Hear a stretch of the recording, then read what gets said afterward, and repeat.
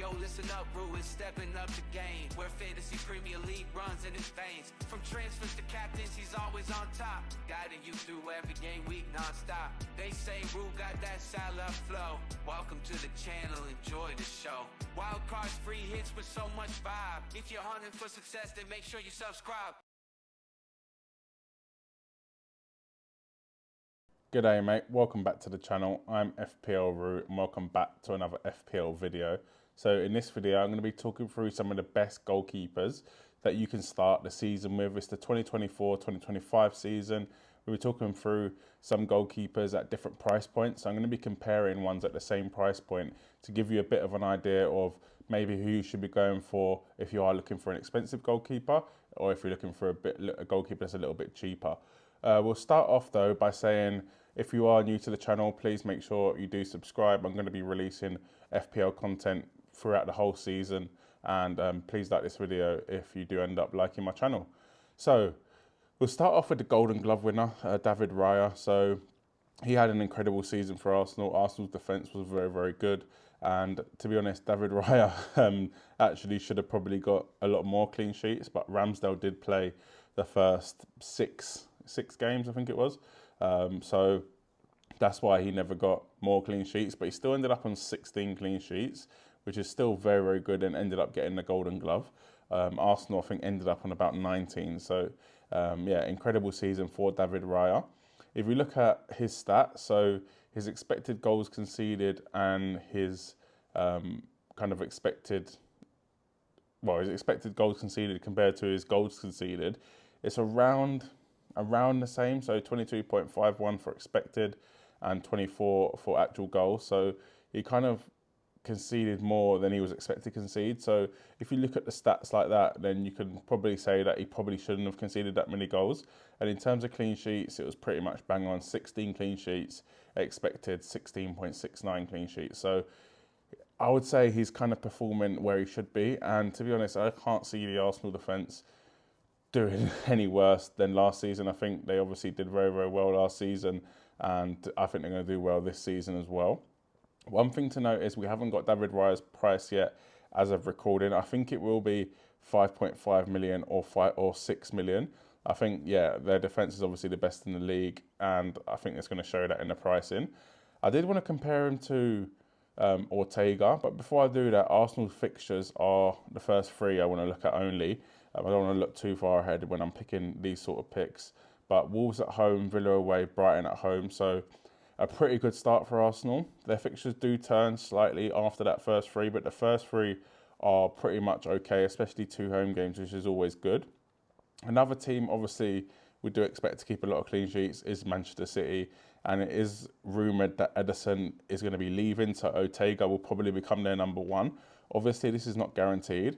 And if Ederson leaves before FPL launches, then Ortega will probably be more expensive. But if he doesn't, then he could actually come in at a decent price. I'm expecting probably, if Ederson is still there, I'm expecting 4.5 million for Ortega, which could be an absolute bargain for a Man City goalkeeper. But again, a small sample size. But when he came in last season, played 9 games, he only kept 1 clean sheet. So that is a little bit worrying. But I don't think Manchester City's kind of defence was that good last season, to be honest. And expected goals conceded around the same as the actual goals conceded, around 7. But for me, with Ortega, if you can get him for cheap because Ederson's still in the game and still at Man City, and then Ederson does leave, then this could be a very, very nice pick. Their fixtures are okay. So Chelsea away is not the easiest game to start the season with. And then they got Ipswich and West Ham away. So West Ham under a new manager, who knows what could happen there. But I do really like these options. I'd probably go David Raya if I had to choose right now, because obviously you know he's going to play and you know Arsenal's defence is good. But if Ortega does end up being City's number one and the game is launched before Ederson leaves, we could be on for a bargain. Anyway, let's get on to the next goalkeepers. So before we talk about our next goalkeepers, I just wanted to say, if you wanted to get some stats like this, look at some goals conceded, look at some expected goals conceded, look at all the fixtures, their difficulty rating. You can do that on Fantasy Football Hub.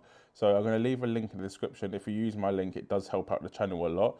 And obviously I can keep making videos for you if you end up subscribing to their membership. You can rate your team with AI. You can look at all the fixtures, all the stats, and yeah, a whole load of different, I guess, tools to help you win your mini league. They're also offering, basically, if you don't win your mini league, you get your money back. Obviously, there's terms and conditions to that, but definitely check that out. Use the link in the description, and obviously it does help me out, so I would appreciate anyone that does go check out their website.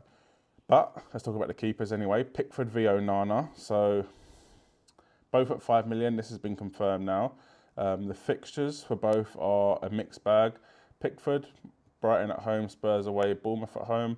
We'll talk about him first. So he played every game last season and he was incredible at the Euros, I personally think, for England. And in this final, he was, made some great saves. In terms of clean sheets, he was actually up there. He was behind David Raya. He ended up on 13 clean sheets. Everton actually had a really good season last year, and it was kind of went under the radar because of their points deductions. But 13 clean sheets for Pickford. Goals conceded they conceded less than expected. So 51 conceded, 56.01 expected. So he's basically outperforming the goals he should be conceding, which I guess looks good on paper, but really you want that to be low because it means they're conceding kind of a lot of big chances, which just shows because they have conceded 82 big chances throughout the whole season. And compare that to, say, Onana, it's nothing because Onana conceded 95, but we know Man United do concede a lot of chances. Also, with Pickford, like I said, Everton were very solid. They've got Sean Dyche, who we all know is a solid manager. You could argue defensive manager, but I think he's more than that, but he's definitely solid. He likes to have solid defences. Another thing to look at for Pickford is the shots conceded. So I don't know if you remember with David Raya, he conceded 267 shots, whereas Pickford 538. So they're conceding a lot more shots. But I like that because obviously if they're conceding shots, it means they can make more saves. And obviously every 3 saves, you get an extra point. So that is one thing to consider. And Pickford was actually the top for save points last season. So yeah, I do like Pickford at 5 million. It's just, do I prefer Onana? We'll talk about that now. So Onana conceded 7 more goals than Pickford in the same amount of games. Over 130 more shots, which again is not a bad thing. He gets to make the save points. Clean sheets, 4 less clean sheets, so not as good in terms of clean sheets and obviously goals conceded. Expected goals conceded was 69.64 for Onana, who obviously conceded 58. So really, they performed better than the expected goals conceded shows. So again, it's kind of the same for Pickford, but a lot bigger difference. There's 11 difference there. And you could argue that because teams are shooting from outside the box, because if you look at their shots conceded, they've conceded a lot of shots, and the expected goals conceded is quite high, but they haven't actually conceded a lot of goals. So if you're looking at the stats there, it means Man United are going to concede chances. Onana's going to make a lot of saves, but there's always a risk of them conceding. So that's how I take that sort of data there. Also, 95 big chances just proves what I'm saying, that Man United concede a lot of chances, they concede a lot of shots, and it's not always the best when you want a clean sheet. But like I said, the save points are going to be up there for Onana. I think both these keepers are great. Onana has Fulham at home, Brighton away, Liverpool at home. So I'd say a tougher start than Pickford. But I actually don't hate these goalkeepers at all. I think it just all depends on how Man United start the season. If they start the season really well, then I do really like Onana as an option. But Pickford is also a solid option. So I'd probably wait and see how Man United actually look before going for Onana in pre-season. But yeah, I do like both these options, to be totally honest with you. Pickford's just a little bit too expensive, but his clean sheets and his save points have proved that he's worth it. So I don't hate either of these. But let me know what you think in the comment section below, and we'll move on to our next goalkeepers. So next up, we do have a couple cheaper goalkeepers, so both at 4.5 million. You've got Areola from West Ham and Sam Johnston from Crystal Palace. So both teams that have, I guess, are probably upper mid-table. So they're probably aiming to finish around 9th and 10th, or 8th, 9th, 10th, I'd say. Obviously, Crystal Palace had an incredible end to the season. West Ham last season didn't look great, to be totally honest with you. So this information is not the best, and who knows what their new manager is going to be like in terms of whether they're going to be an attacking manager, defensive manager. As we all know, David Moyes was probably more of a defensive manager, but we will talk about Areola first. West Ham start the season in a pretty tough way. Villa at home, Palace away, and Man City at home. So to be honest, I think that's 3 tough games for them. In terms of their stats, or Areola's stats from last season, he played 31, so it was clear that he was first choice. I think he only missed a couple games through injury, I think it was, where Fabianski did come in. But other than that, he is first choice. 53 goals conceded, and the shots 538, which again, if we just take you back to what Pickford is, exactly the same as Pickford in terms of shots conceded. So they are conceding a lot of shots, but again, that's not always a bad thing. 4 clean sheets out of 31 appearances is so bad. 90 big chances conceded, and in terms of their expected clean sheets, they should have got more in terms of the stats, 7.1, and they only got 4 clean sheets. So yeah, that could be a variety of things, but it's not good really. They definitely should have got more clean sheets. And then expected goals conceded was 54, and they conceded 53, so not too bad. But one thing to note from that, I think, is the expected clean sheets. So it's clear they should have got more clean sheets, which you can look at it 2 ways. You can look at it as, okay, next season they might get them clean sheets, but it's a new manager, you're not too sure. But I just really like the price with Areola. I think if the manager does come in and make West Ham solid, we just got to see what they're going to be like. It's the same with kind of Onana. Is Ten Hag going to change his ways? But we know West Ham can be solid, and we know Areola can be a very good goalkeeper for FPL with the save points and etc. But it just all depends on how the new manager is going to play. But at 4.5 million, I do really like him as an option, and I think there are some decent 4.5 million goalkeepers released already that we definitely know the price. You've also got Flecken from Brentford, who I do really like at 4.5 million. But another goalkeeper whose price hasn't been released yet at the time of recording is Sam Johnston, and I think he'll be 4.5 million. 20 appearances last season, so he did have a few injuries, and I'm pretty sure he went through a stage of being out of favour with Roy Hodgson, but he's definitely number 1 for Crystal Palace, I think.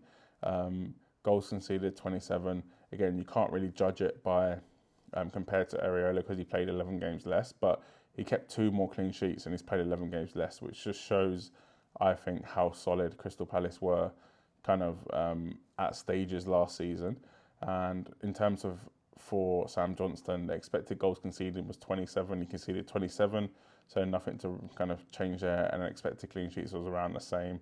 So for me, because we don't have the full set of data, I can't really compare these two, but I just know from kind of watching Crystal Palace that under the new manager, under Glasner, they look very good, to be totally honest with you. And if you can get one of their kind of defensive options for 4.5 million, I think it could be a bargain. And alongside Flecken as well, who I do really want to mention as a really good option for Brentford, I think going into the season with 2 4.5 million goalkeepers is probably the way to go. I know Raya had an incredible season last season. Otego, if we can get him for 5 million or less, probably is the best option. Pickford, Onana for 5 million are good options as well, but to save that extra million by going for 2 4.5 rather than 2 5 millions, I think it's worth it, to be totally honest with you. I think you can swap the fixtures around nicely if you pick players that do rotate well. These teams, West Ham, Brentford and Palace, are kind of settled in Premier League teams and not newly promoted teams. They're half decent teams as well, who we've seen in the past get some good clean sheets in terms of amount of clean sheets. So for me, I do really like the 2 4.5 million goalkeeper option. Again, if you want to see more information on the players, more information about the price reveals, click the link in the description where you go to Fantasy Football Hub, and that'll be able to give you more information. And then obviously they're also doing a 50% off their membership at the minute. So if you did want to sign up, you can use that link as well. That's it for this video. Let me know what you think in the comment section below. Do you agree with my strategy at the minute of going for 4.5 million goalkeepers rather than someone that's a bit more expensive? Let me know. Obviously, I've mentioned this already, but the save points is the key for the cheaper goalkeepers. Raya and Ortega or Edison are not going to be making saves. Their teams are too good for that, whereas Pickford, Onana, Areola and Johnston are going to be making saves. So yeah, let me know what you think in the comment section below, and yeah, stay tuned for another video. I'll be doing defenders, midfielders and forwards.